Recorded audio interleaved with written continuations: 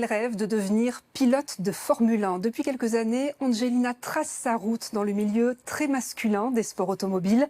Un parcours difficile, mais cette jeune femme est décidée à aller jusqu'au bout. On la retrouve tout de suite.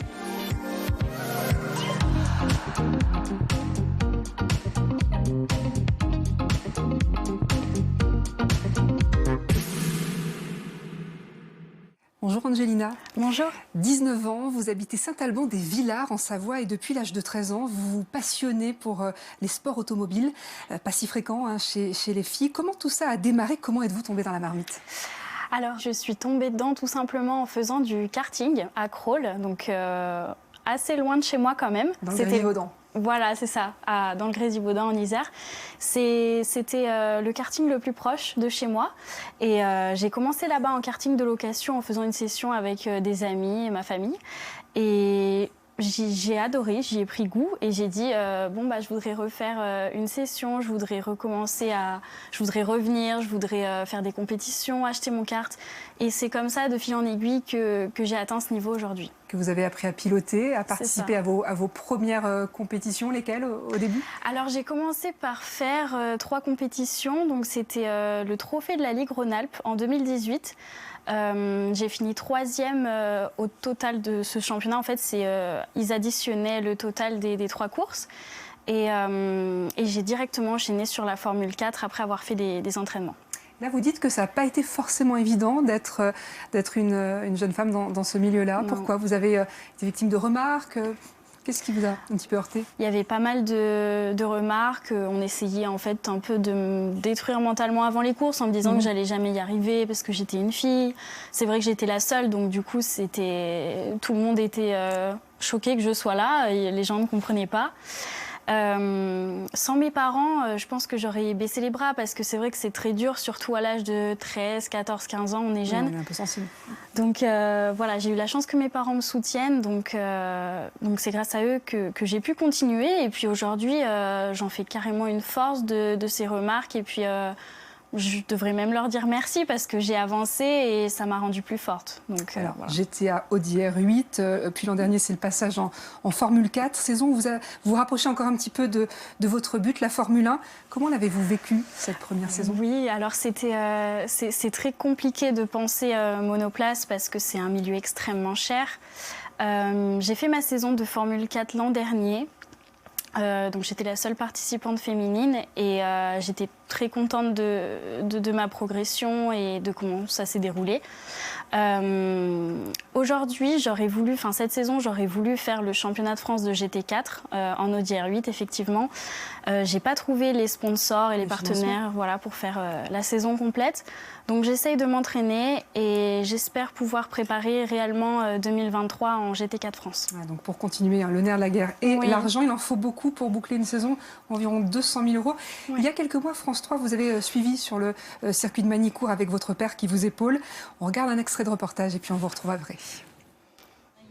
Lâchée par ses sponsors en milieu de saison, Angelina a lancé une cagnotte pour tenter de récolter 40 000 €. S'il manque un petit peu, je pense qu'on pourra se débrouiller pour mettre ce qui manque, mais faut surtout qu'on arrive à boucler ça pour repartir encore pour l'année prochaine, pour refaire la même chose, et c'est vraiment un truc incessant, quoi. Une saison en F4, c'est minimum 200 000 €. Pour des raisons d'équité, la Fédération française de sport automobile Académie fournit le véhicule et la combinaison. Pour l'entretien et surtout la casse, ça reste à la charge du pilote. Vous avez avancé de ce côté-là, côté budget. Qu'est-ce qui peut se mettre en place là pour la saison qui arrive? Actuellement, c'est difficile de trouver le budget. Donc, du coup, je continue à chercher des sponsors et à me préparer comme si que j'allais rouler demain. En fait, toujours être à fond et se préparer comme si qu'on allait rouler. Et voilà, j'espère vraiment continuer dans ce chemin que j'ai toujours pris avec l'aide de mes parents qui m'ont beaucoup aidé financièrement depuis mes débuts. Donc voilà, l'objectif c'est que je trouve des partenaires qui croient en moi et pouvoir promouvoir les femmes aussi dans ce milieu. Oui, parce qu'il y a cette association qui vous tient à cœur, que vous avez créée, Allez les filles en piste. C'est quoi l'idée? Expliquez-nous. Oui, donc j'ai créé mon association en 2019 dans le but de valoriser les femmes dans les milieux masculins, donc notamment le sport automobile. Et je mène un peu des actions pour ça, comme par exemple, je me rends dans les écoles. Je suis beaucoup appelée dans les écoles pour témoigner de mon parcours et puis donner de la force aux jeunes filles qui veulent se lancer mais qui n'osent pas, parce que je reçois énormément de messages de jeunes filles qui me disent je suis passionnée, mais des fois il y a beaucoup aussi le problème de l'argent, mais il y a aussi la peur de se lancer, parce qu'il n'y en a pas, en fait, elles n'ont pas d'exemple, donc elles ne peuvent pas se dire... Voilà. Donc du coup, c'est pour ça que je voulais changer ça et pouvoir apporter mon aide et prouver aussi qu'une femme peut le faire. Donc j'essaye de me rendre dans les écoles, de créer des rassemblements pour partager cette passion du sport auto et aussi sur les réseaux sociaux, montrer que les femmes peuvent y arriver aussi. Ils sont surpris quand ils vous voient arriver à l'école, oui. Ces jeunes élèves. Oui, c'est ça. Surtout que je témoigne beaucoup dans les écoles aussi près de chez moi. Donc les gens me connaissent un petit peu et du coup sont souvent étonnés de me revoir et de voir que j'ai atteint ce niveau. Donc ils me donnent beaucoup de force, me soutiennent énormément et j'espère leur rendre en pouvant les aider, quoi. Très rapidement, votre plus beau souvenir de course? Je pense que c'était à Monza, lors de ma course de Formule 4, en fait, parce que c'était un circuit incroyable. J'adore ce circuit, c'est mon circuit préféré, je pense. J'étais partie sous safety car, il y avait énormément de pluie. Je pense que c'était la course la plus intense pour nous tous, d'ailleurs. Et du coup, c'est là que ça nous montre, en fait, à quel point ce sport est intense.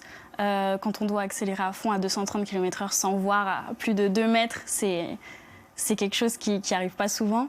Merci Angelina, merci beaucoup d'être venue nous voir. Voilà pour cet instantané. On se retrouve très bientôt. Merci de votre fidélité.